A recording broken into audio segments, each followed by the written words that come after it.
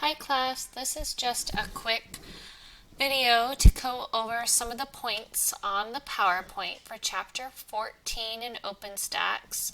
You have some of the book in Canvas resources, so the book's built into Canvas. And I also included some additional resources besides the PowerPoint. When we talk about stress, we are also referring to the biopsychosocial model. So if I came in and had a heart condition, under the biopsychosocial model, I would look at it from a biological approach, so looking at genetics, maybe look at some immune responses, things connected to the body and how that's implicating my heart issue. I would also look at it from a psychological perspective. So do you have kind of a more of a high-strung personalities? Do I have a change in attitude? Do I have bad coping strategies? Do I have bad behaviors that are attributing or connected to my health challenges? As well as social. So looking at support systems, looking at access to medical care, even things like health education, and the social roles that I might be in that could be connected as well. So this is different than a biomedical approach, which is more like, okay, you have these symptoms, here's a prescription, versus looking at it more holistically. So looking at it more holistically is a biopsychosocial model. When we think about stress, we also are needing to look at how we define stress. So stress is individualized.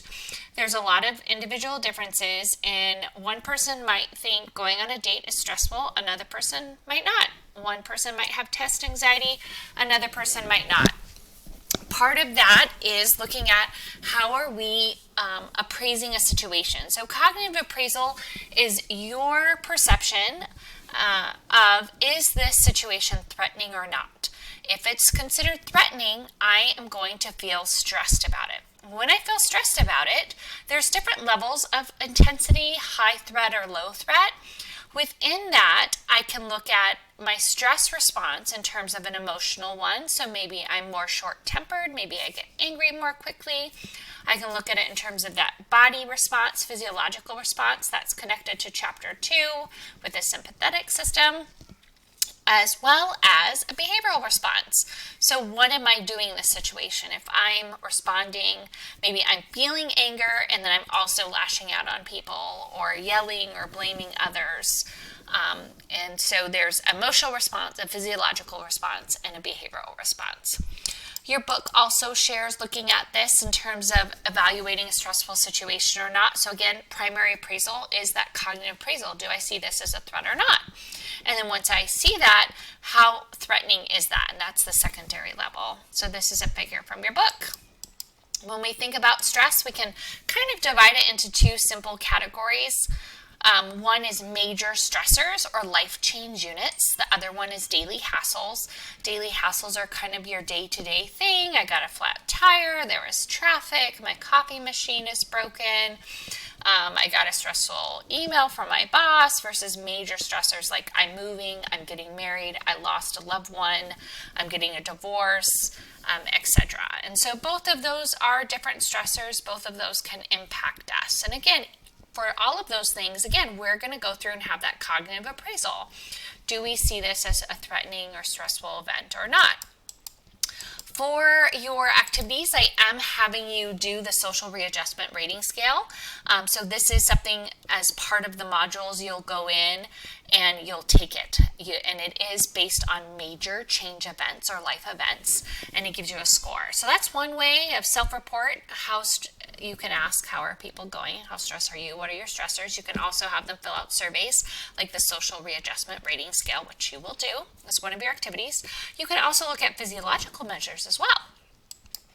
When we look and measure about stress, we can think about it in terms of what is going on when I'm feeling stressful about a situation. And some people are going to vacillate some people have a hard time making decisions, and again, that is a type of conflict that can lead them to more stress, more anxiety. When we look at these conflicts, we can break them up into 3 different categories. One's approach, one's avoidance, and then we've got approach avoidance, and then you can mix and match all of those, and we call that multiple conflicts. So my next slide gives you some examples of these different options. So there's 3 different approaches. Approach. 2 good things, and you have to make a decision. I love Italian food. Do I want to have pizza for dinner, or do I want to have spaghetti? I don't know. I love them both. Do I want to wear the blue sweater that brings out my eyes, or should I wear the gray jacket for my interview where I look really sharp? Again, 2 positive things going on. I have to make a decision. Avoidance is when you've got 2 negatives, and you've got to pick one.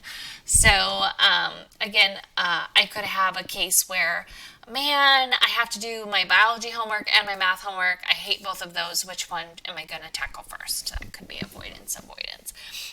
And then approach avoidance is a single situation where you have a pro and a con. So you could choose to ask someone out, and that would be great. You'd get to go to a date with them, possibly have a new friend, a new partner. But on the flip side of that, asking that person, you could face rejection. So approach avoidance is pros and cons for a single event. And then again, you can mix and match all of these for those multiple conflicts.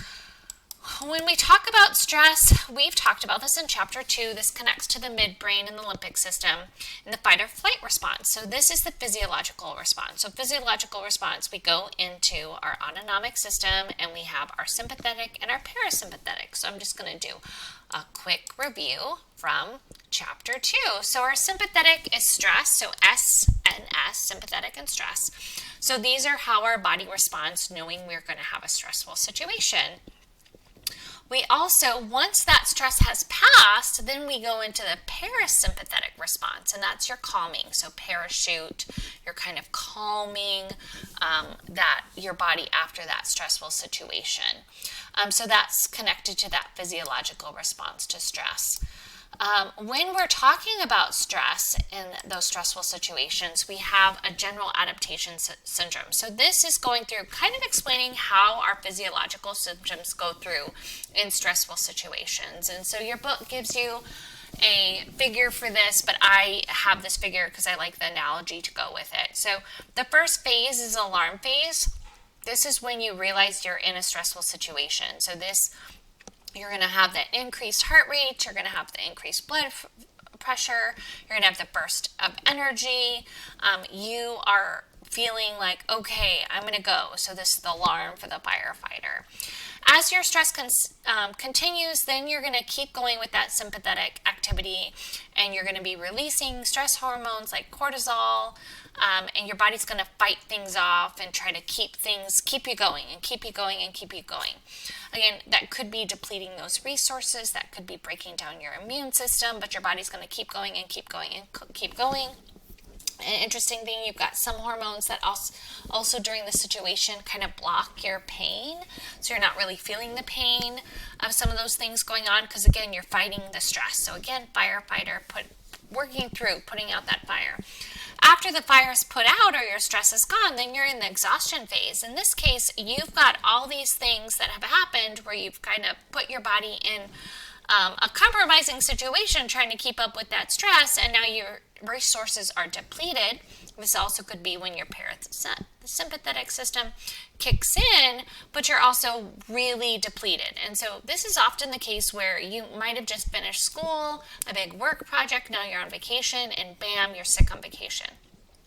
That's an example of what's happened. You've kind of gone through these phases. You've depleted your immune system and your resources, and you get sick where you're trying to feel relaxed.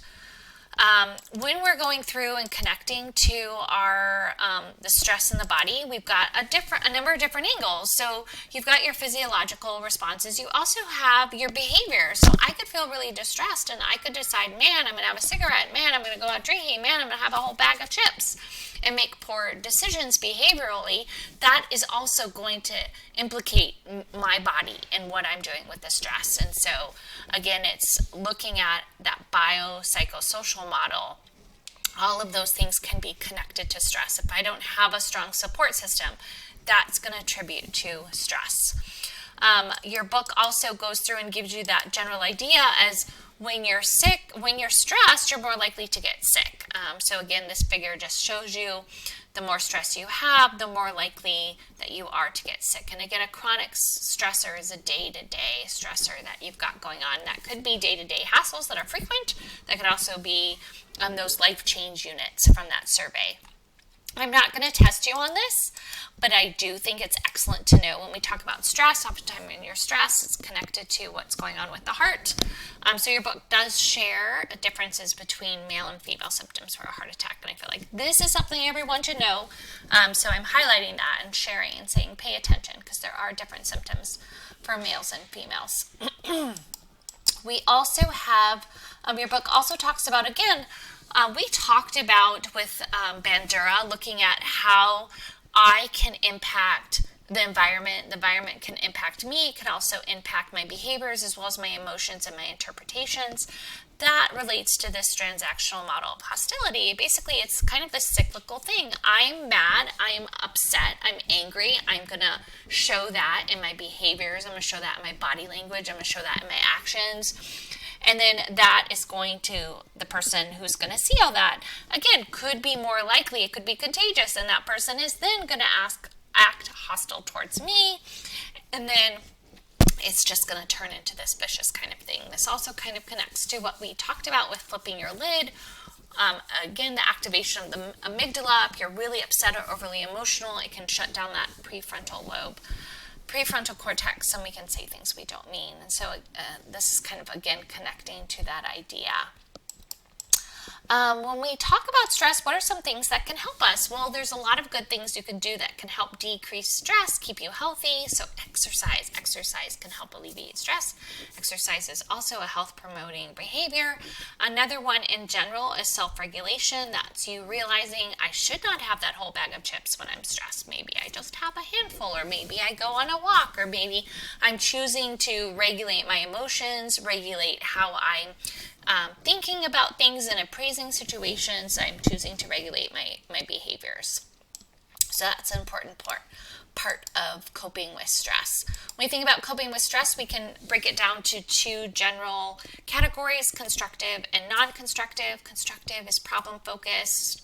So I'll figure out a study plan, how to tackle my exam next. Or emotion-focused. I'm feeling really stressed. I'm going to go to a movie or call a friend or do some things that I'm going to enjoy that are going to help me feel better. There's also stuff that's not constructive. So learned helplessness is the idea that you feel like you're going to give up. You feel like no matter what you're going to do, you're not going to succeed. That is not good. Self-indulgent, not good. That means I'm eating too much. I'm drinking too much. I'm smoking too much. I'm shopping too much. So those ideas are self-indulgence. Rumination, we've talked about before, but it's this idea that I'm going to repeat this negative scenario, this negative event, a fight I had, etc., over and over and over in my head, and that is not good as well. And so then my next slide just gives you those examples for those two, emotion-focused and problem-focused. Again, you can also kind of combine those two things. Some other ways we can reduce stress is progressive relaxation, so muscle tightening, relaxation, guided imagery, meditation.